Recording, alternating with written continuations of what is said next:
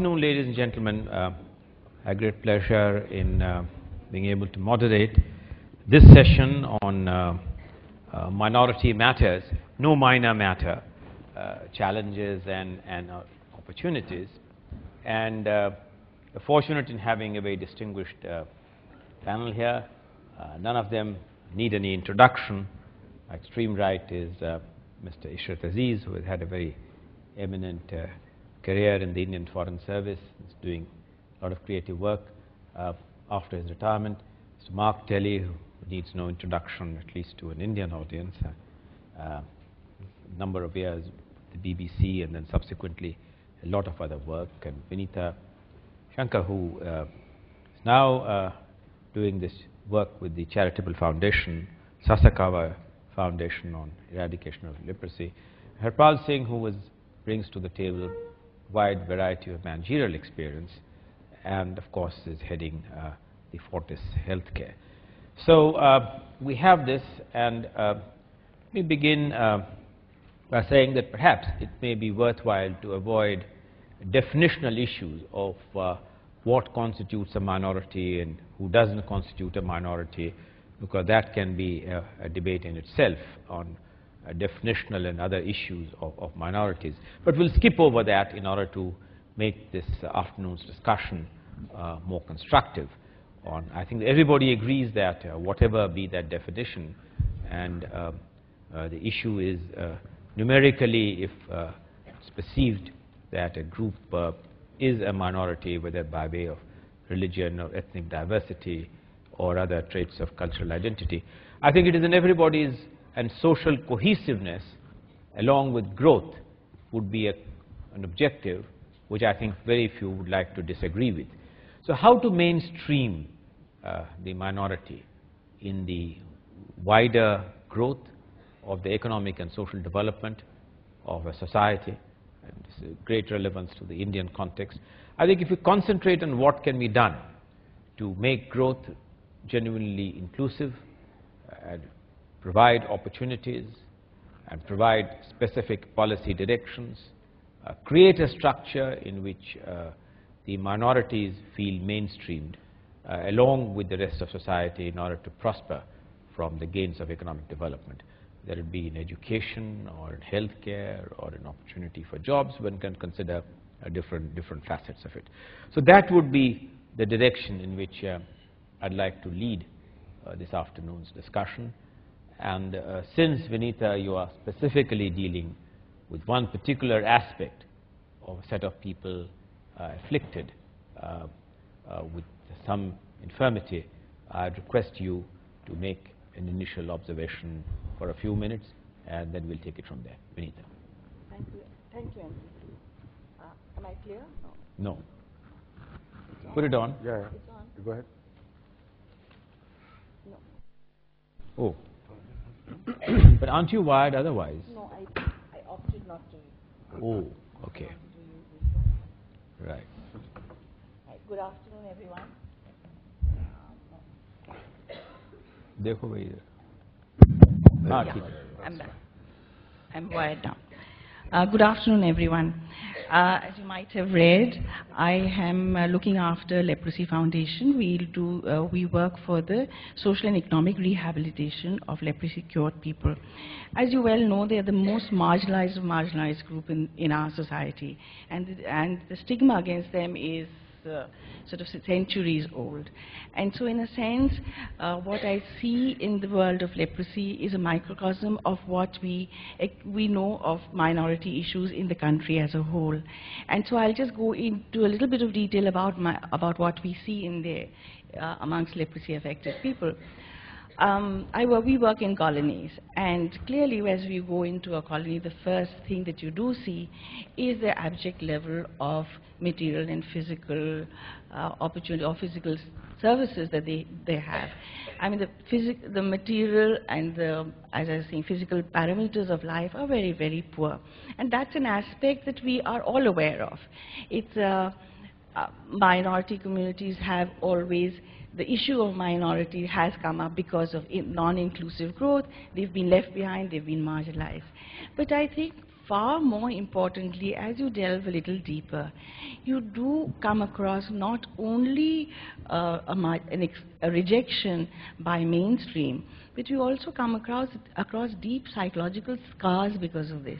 And I think that also is an important element that we need to build into our understanding of minority issues, of inclusive growth. You see, when we go in and we say, we've got funds for you, why don't you use these funds? Why don't you move away from begging? And you say, good idea, but it's easier to beg. And then eventually when we do land up doing things, we find that the biggest challenge is to bring about a change in the mindset. And there are two changes that we're really looking into.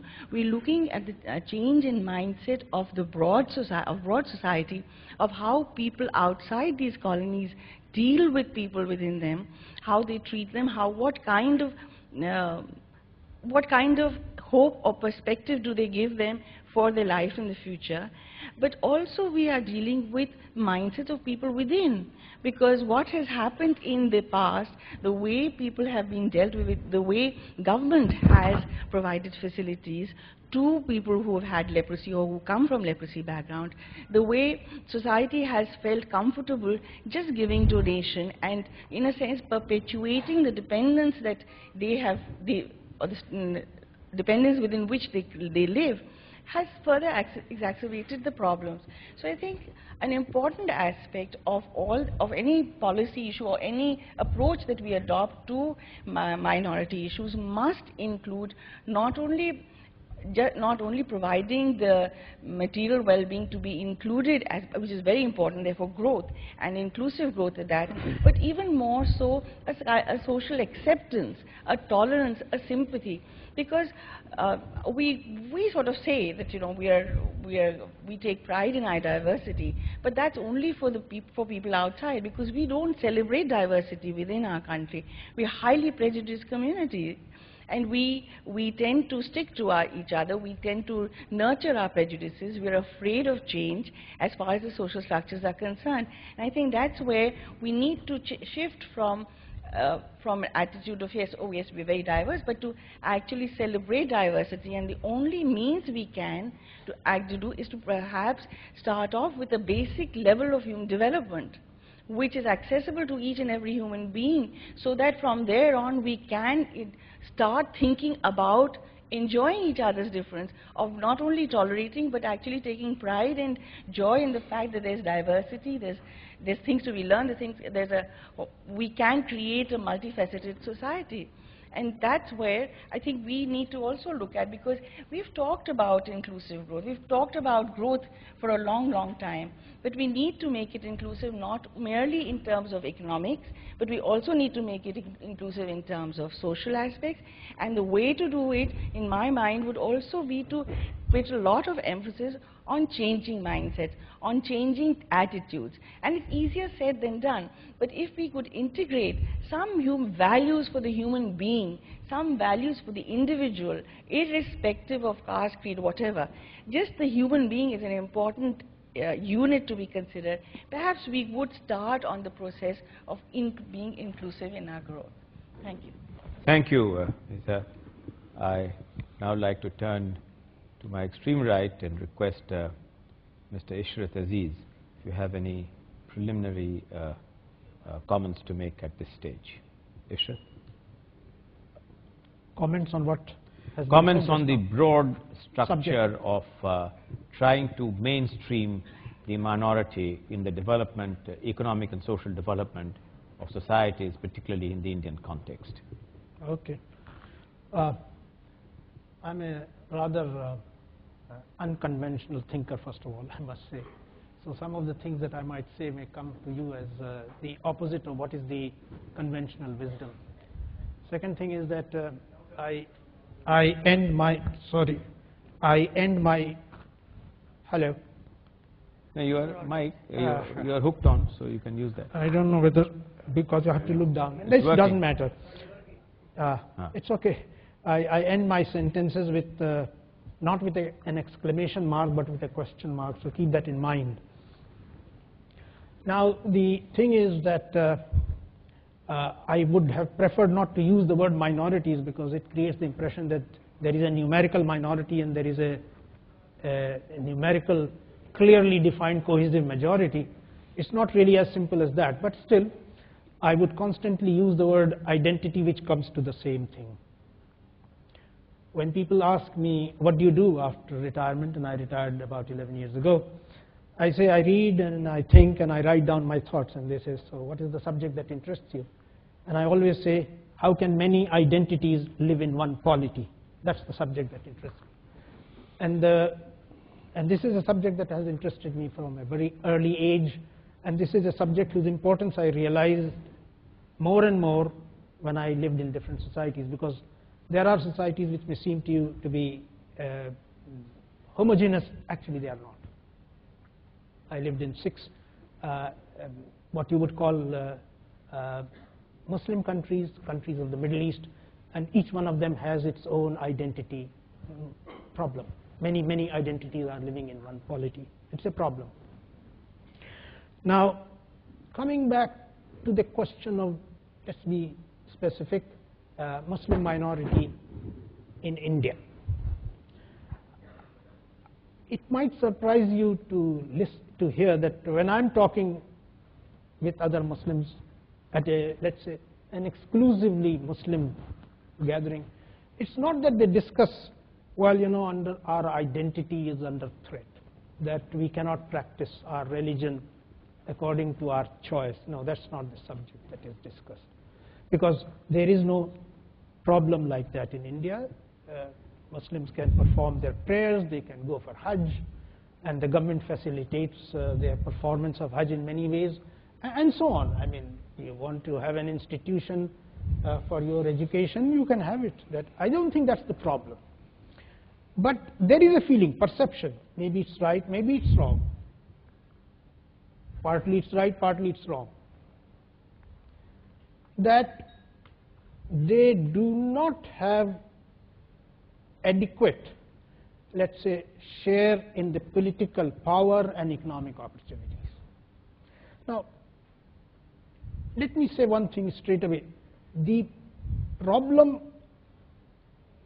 of maintaining your identity or practicing your identity requires something very simple: tolerance and coexistence. It doesn't require anything else.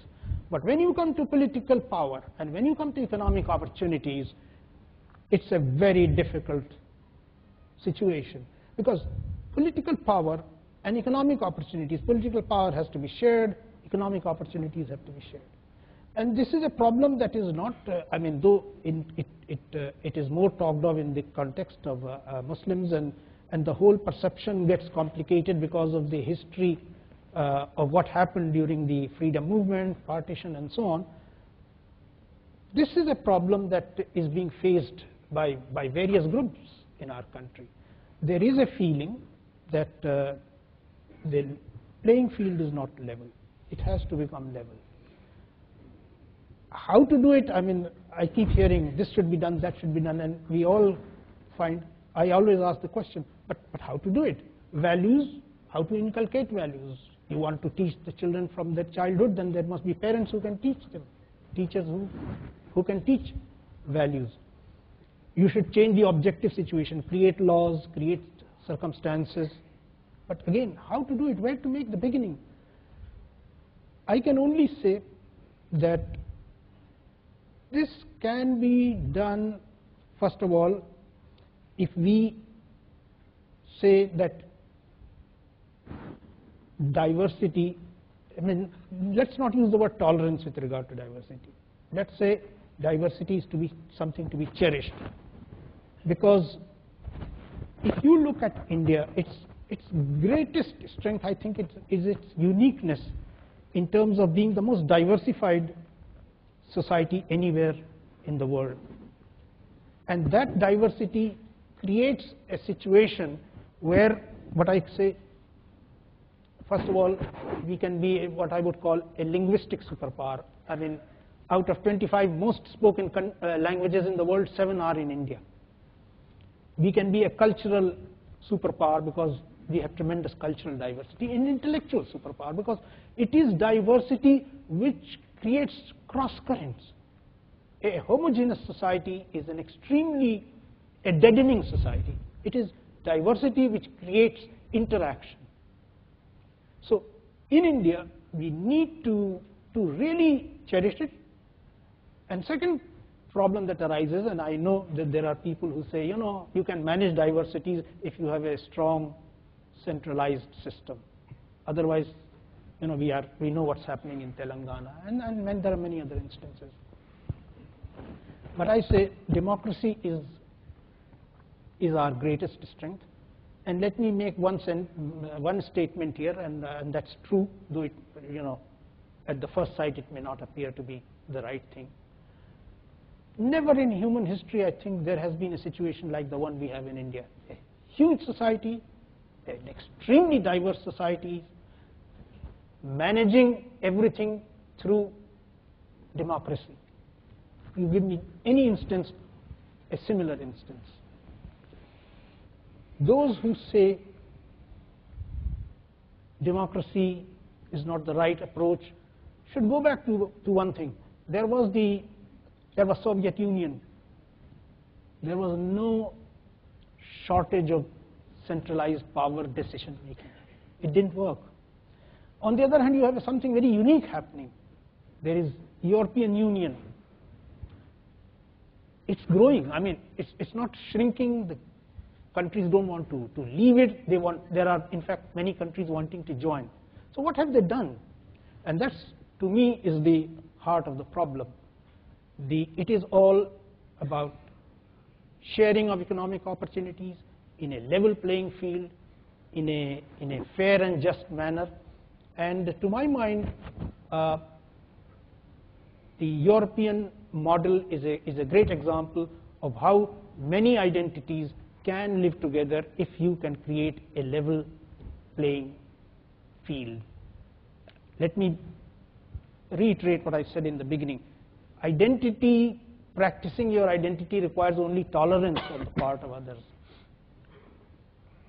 Only coexistence is enough. But when it comes to political power, economic opportunities, it involves sharing, and that process of sharing is extraordinarily complex, and there are various theories, you know, reservation, things like that. Can you create a level playing field? Can you create what I call the Olympics, where people compete fiercely, but they know that the playing field is level. So therefore, at the end of the day, when you lose, you say, well, it's okay. I mean, the playing field was level. I did my best. I couldn't have done more.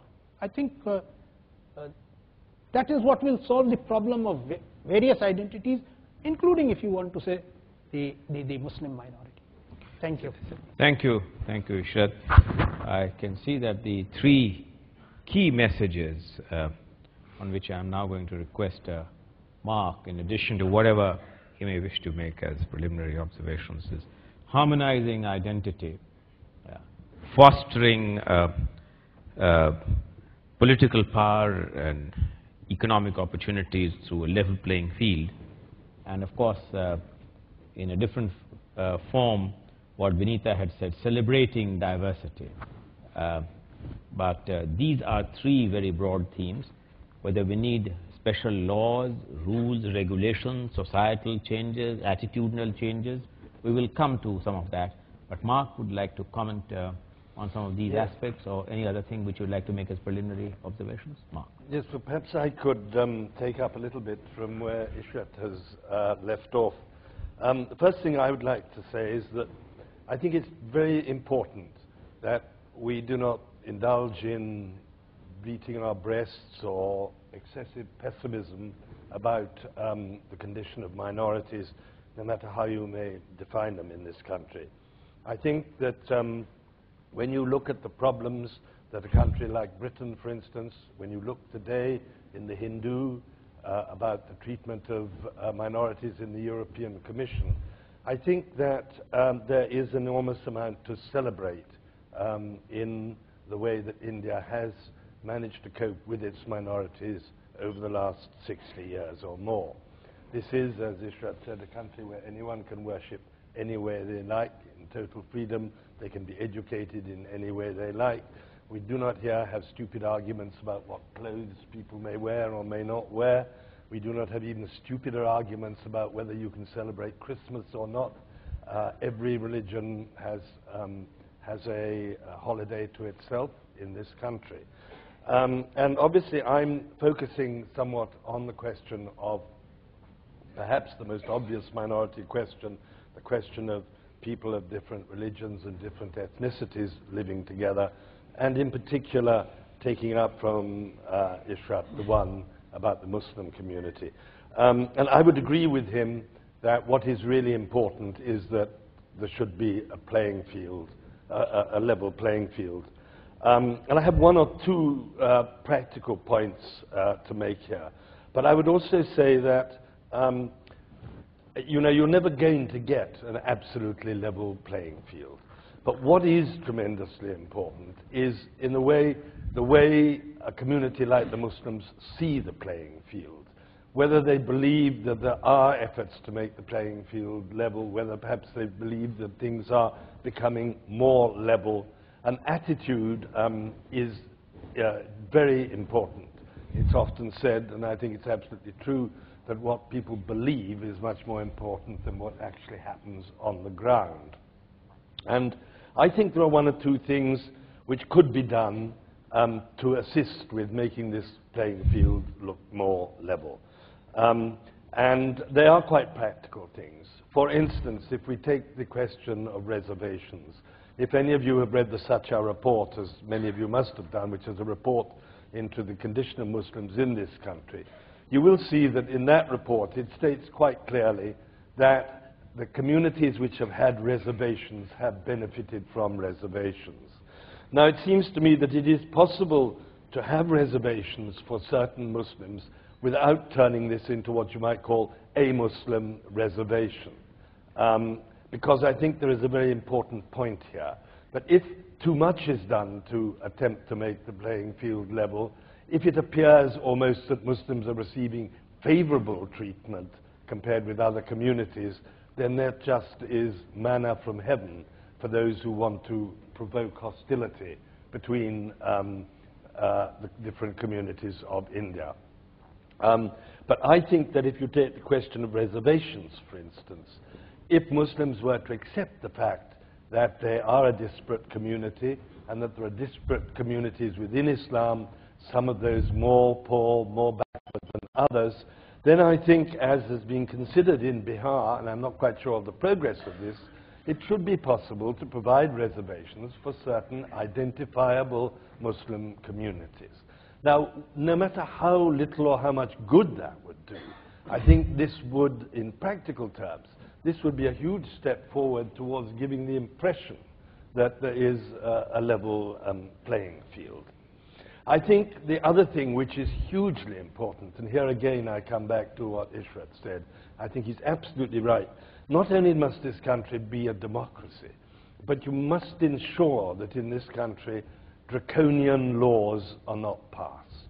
Because draconian laws put power into the hands of the police, which is all too easily misused. And again, if you look at the Sabha report, there is a distressingly high proportion of prisoners in this country are Muslims. And that, I think, is a result of an attitudinal failure and sometimes of the laws, too, of India. So I think that having laws like the controversial Prevention of Terrorism Act are things which should be absolutely avoided, because in the end they turn into not Prevention of Terrorism Acts, but anti-Muslim acts, and I think that is sadly a fact. I also think that in this country something else which needs to be done is that in cases of blatant communal behavior by the police, action should be taken against those police forces. For instance, the Provincial Armed Constabulary of Uttar Pradesh has, from my own experience, I know this, a long history of being communally hostile to the Muslim community. And little or nothing has been done about this. Again, we do need to, there does, I believe, need to have been much more done about what happened after Ayodhya in Bombay back in 1992, 1993. These are just examples, because again, if Muslims, I think, feel that the police something is being done about the police, that pressure is on the police to be more even-handed than they have been, this again will add to the impression of a more level playing field. Now, these are only two practical thoughts which I wanted to leave with you and to throw into the pot for the discussion. And I have concentrated almost entirely on one minority question.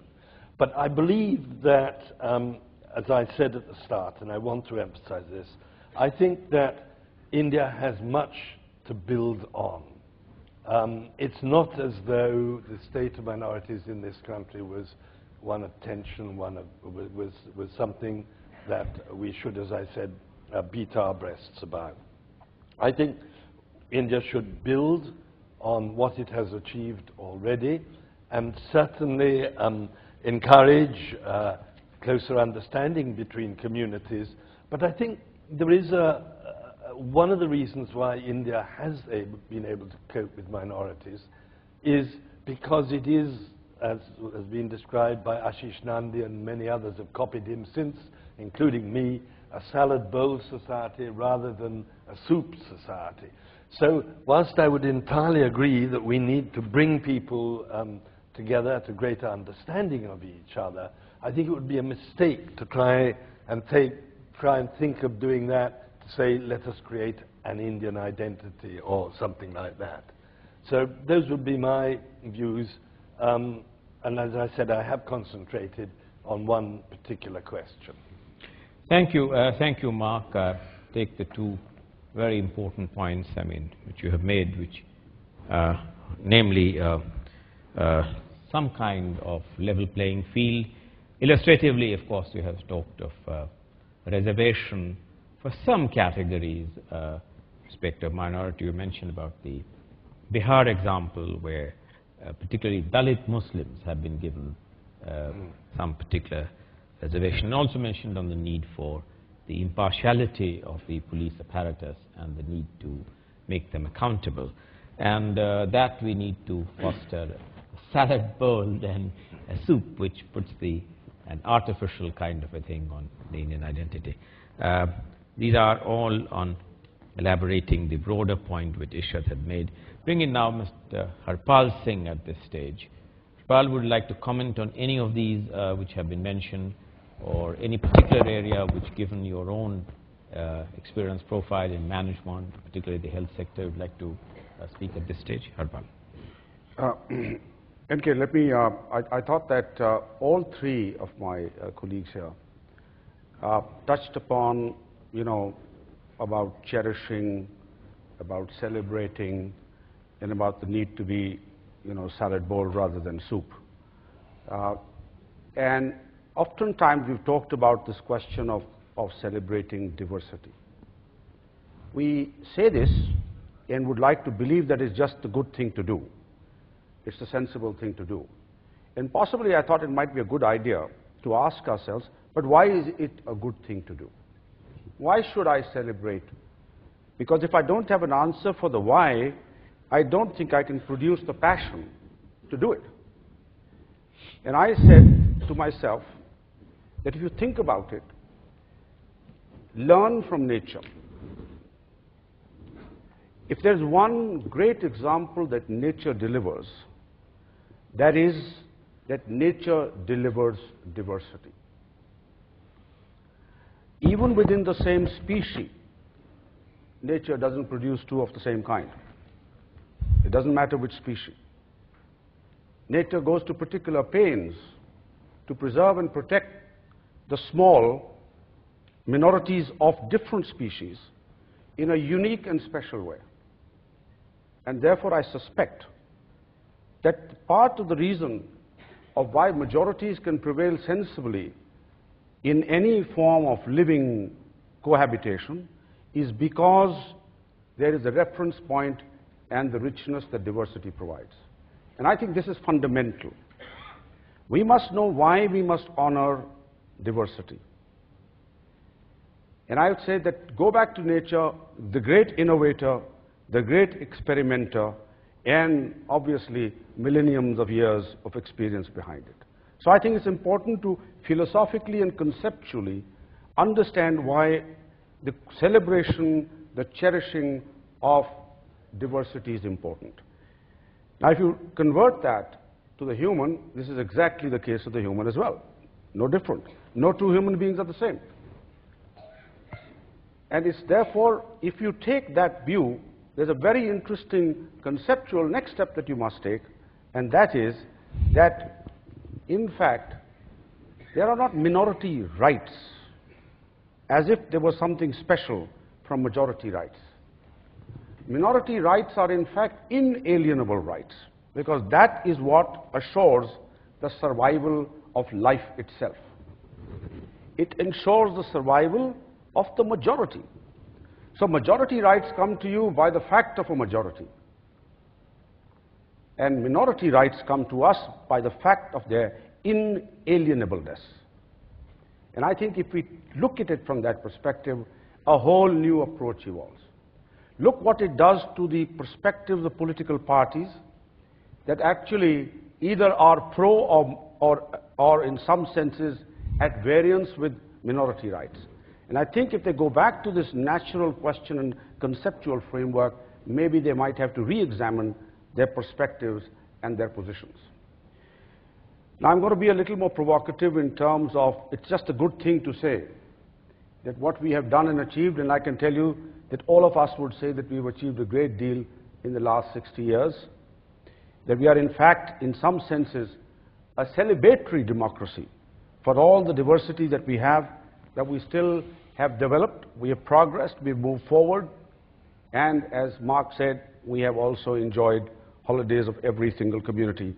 However, is it a good time to ask ourselves that are these the nature of divisions that are sensible divisions as we look at the next 50 years? Is this the way to divide? And possibly ask yourselves the question, that has it in fact in some senses fostered a certain amount of divisiveness? It's rather surprising that the reason why we created quotas was in fact to uplift, was in fact to provide greater inclusion. And yet, in some ways, I think it's worth asking ourselves the question, have we in fact created vested interests, both at the political level as much as also at the administrative level, that I have a vested interest to preserve these differences? We should ask ourselves that question. Have we in fact in some senses polarized? Have we in some senses created vote bank politics? And therefore, have we in some senses not allowed the pace of inclusion to happen in the manner that it should have happened? For fundamentally, we might have been an excluding system. So I think they're good questions to ask. Now, the question then arises, so what's the alternative? How can we look at it differently as we look at the next 50 years? And I would argue that, you know, those communities and societies and states and peoples of this country that stand excluded are not that difficult to find. And I would suggest that we should drop all these current divisions and demarcations and simply look at geography and location. Within the city of Delhi, it doesn't require vast amounts of understanding or knowledge of the city to know where lie the disadvantaged communities of this city. Forget about whether they are Muslim, Sikh, or Christian, or whatever. A mapping of Delhi will tell you where lies the disadvantaged communities. Attack that location and make sure that that location, those communities that live in those locations, actually get uplifted. You can do this at the level of the nation, at the level of the state. You can look at it within cities, and you can certainly look at it even amongst communities. And we will take all this division out of the system. So here is a measure that we could possibly apply.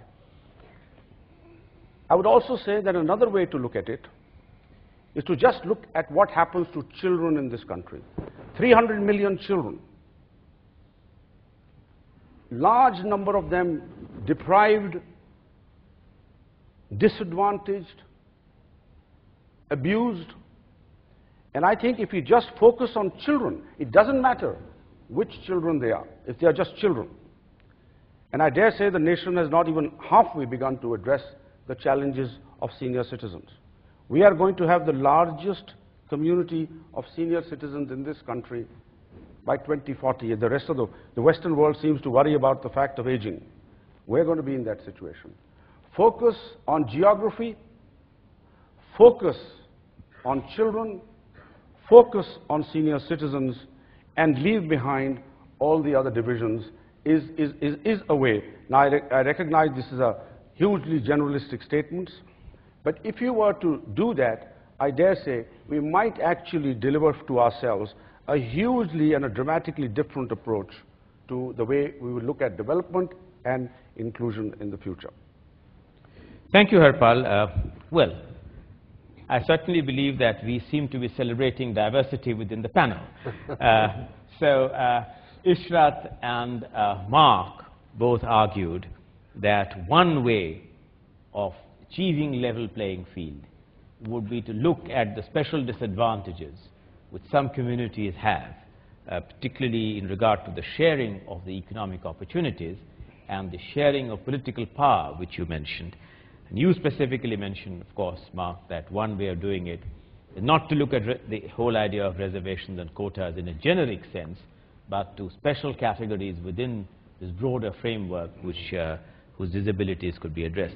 Harpal, of course, believes that this, of course, leads to quotas, a whole series of vested interest between those who are included in the quotas and those who are excluded in the quotas, and it's therefore better to apply a more generic principle in which you look at societies and groups which seem to have lagged behind the development matrix and begin to address them.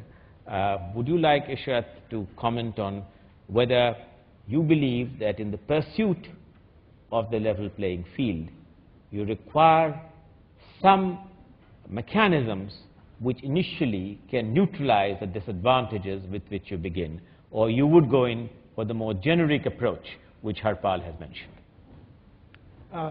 Personally, I'm most reluctant for anything which you would call giving crutches to anybody. I would not, I'm not talking in just now of Muslims, I'm talking of a disadvantaged, weaker group as such. I would not mind some kind of a, what I would call depleting reservation. You know, it is built in. You know, you have it, but then it's going to end. Let it be very clear. I'm not talking of distribution of opportunities. I'm talking of sharing of opportunities. There is a big difference between distribution. Government distributes. I don't want largesse. I want a situation where no talent is left behind, as they say. No talent left behind, whether horizontally or vertically, wherever it is, and it is in the interest of the nation itself, because in this competitive globalizing world, and this globalization is not only, how should I say, inexorable, but irreversible as well. Again, a very controversial statement for me to make, but I make it with full sense of, you know, having thought it through. There was a time when groups within a society competed with each other. Today, nations will be competing with nations, and if a nation does not tap all its human resources effectively, it's going to get left behind. And how can you create that situation? That's why it's a level playing field, some kind of you create the Olympic situation, as I say. But people really know that if they work hard enough, they are going to get it. I mean, we must have a vision. First of all, I believe that a big vision unites people, because then they forget small quarrels.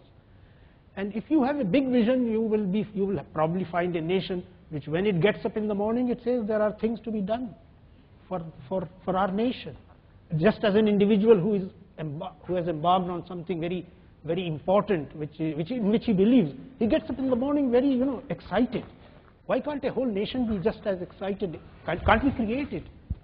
Okay, thank you, Ishrat. Mark, I was going to ask you a more direct question, if I might, arising out of Ishrat's question. You know, you mentioned about the recommendations of the Sasakawa committee report in a particular context. One of the actions which the government is contemplating and is committed to is the constitution of something called the Equal Opportunities Commission. The Equal Opportunities Commission is like perhaps mirroring what Ishrat was mentioning as a level playing field. I mean, it's more or less the same idea, which is to overcome through special action the endemic educational backwardness of some Muslim groups, to overcome some of the disabilities in terms of access to employment and so on. Would you, Mark, consider saying that government is doing a positive step forward by the constitution of such a commission based on the recommendations of the such a commission report, an Equal Opportunities Commission, which seems to be on the table of the Parliament very soon? Well, I would say the Equal Opportunities Commission, yes, a good thing, because it will bring the sort of problems that you were talking about to the notice of people.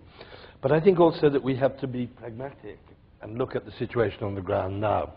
And if we go back to this question of both reservations and vote bank politics, I think that there is no conceivable way at present that India is going to go back from the reservation system, if we're being practical. And therefore, why I have suggested what I have suggested is because I go back to my point about giving the impression that there is a level playing field, and that in the present circumstances where reservations are a fact on the ground, I believe this would be a valuable thing. Of course, I would love to see a country exactly as Isha has described it, and let's hope India is on the way there. But we are also talking about the situation on the ground at the moment. And on vote bank politics, I think the point Harpal has made is absolutely valid.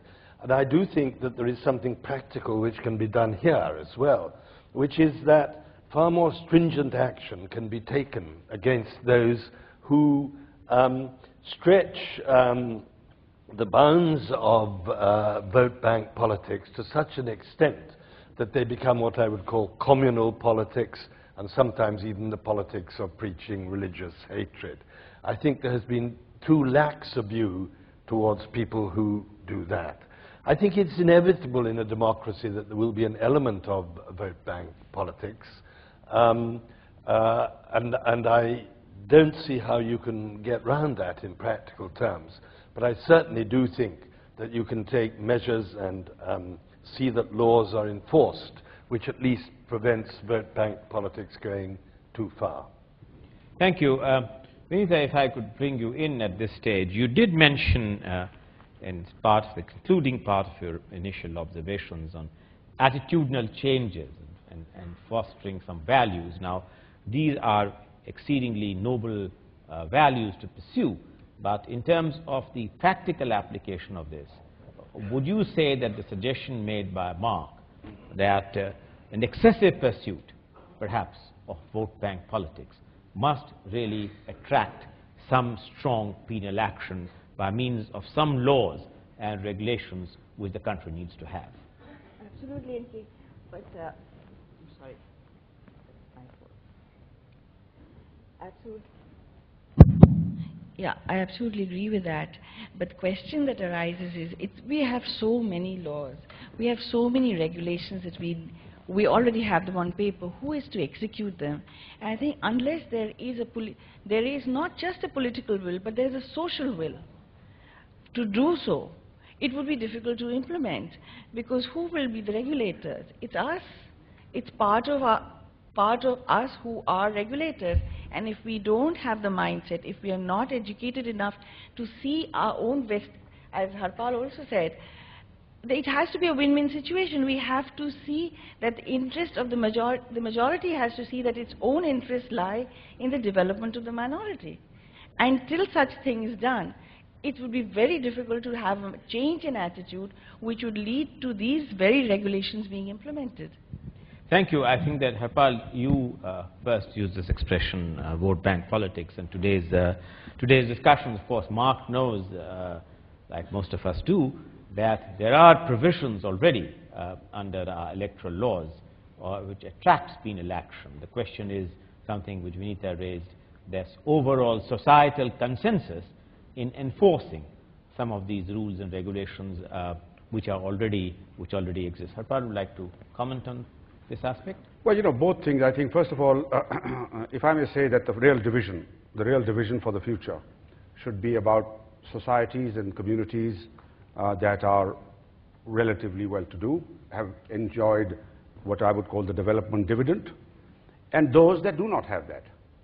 And the equal opportunity, or for that matter, any kind of preferential treatment, should be given to those who are disadvantaged.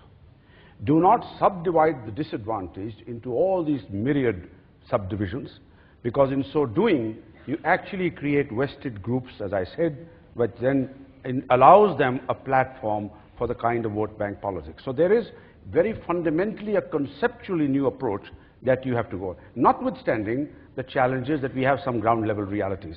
But if we don't provide a conceptual framework for the future, we're not going to be able to make fundamental changes into the future. So I do think that it's very important that you create, in fact, you create political processes, administrative systems, and laws that fundamentally only deal with those who are disadvantaged and those who are not. And I think if you conceptually approach it like that, like I said, it doesn't take very much to know who are the disadvantaged in Delhi. It doesn't take very much. We are going to give a unique identity number to every citizen of this country shortly, the next 2 to 3 years, hopefully. It won't take that long to understand where they are.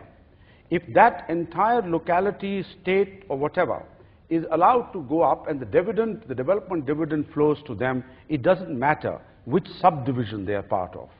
And I think in that sense, committees and reports like the Sachar Committee, which no doubt, clearly speaking, gave us a very terrific perspective of what has happened to some of the minorities as compared to some of the others. But nevertheless, I don't think have given us a solution into the future that walks away from this kind of division into the future. And I think that's the fundamental difference that I would have as I look at the future. So not fragmenting further the already rather divisive way in which we have structured our rules and regulations. I mean, that seems to be broadly your message, Harpal. And I mean, you talked of development dividend, and clearly, of course, if you go into the kind of exercise which Nandan Nilekani and his colleagues are doing right now on this unique identification number and the kind of data which will be compiled, that will, of course, tell you which is the group, which are the people who are clearly below the poverty line, which are the people who are really low down on the index of parameters of human development index, health, education, and so on. Leaving that issue aside, we seem to be, of course, converging on some kind of a thing that it is necessary to provide some kind of a level playing field, something that Ishrat raised, whether you do it by means of a better enforcement of the existing framework of rules and regulations, or create some more rules and regulations which will enable us to reach this desired objective.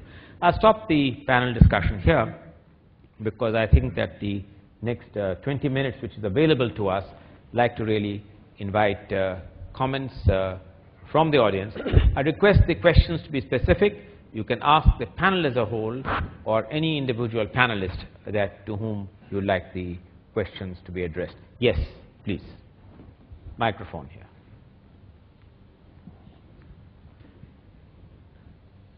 Mention your name and whether you want to ask this question to the panel as a whole or to any individual panelist, please. Good afternoon. My name is Uwais Ghazali. We have seen Indian political leaders commonly using this quote that Kashmir is an integral part of India and Kashmiris are among us. Let us take an example that a bomb blast takes place outside the hotel premises right now and the police is called in. The first person the police will suspect and take into custody would be a Kashmiri.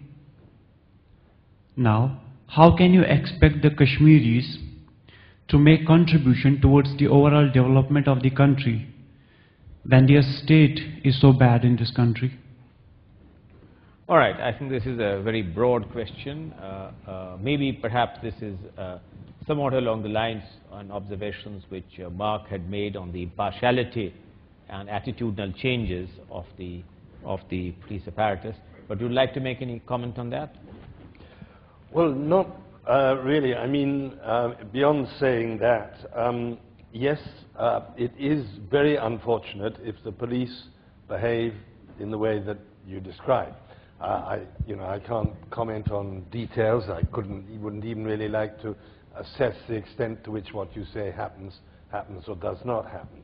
But I think we have had, as I mentioned earlier, cases where there has been blatant bias by the police, and certainly inadequate steps have been taken to deal with that. I think that we have had a very animated discussion.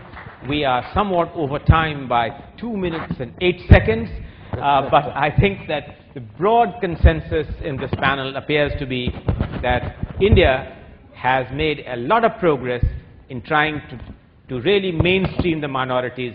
We have many unaddressed challenges. There are many issues, but we seem to be moving in the right direction. Thank you very much to the panelists, and thank you very much for this active participation.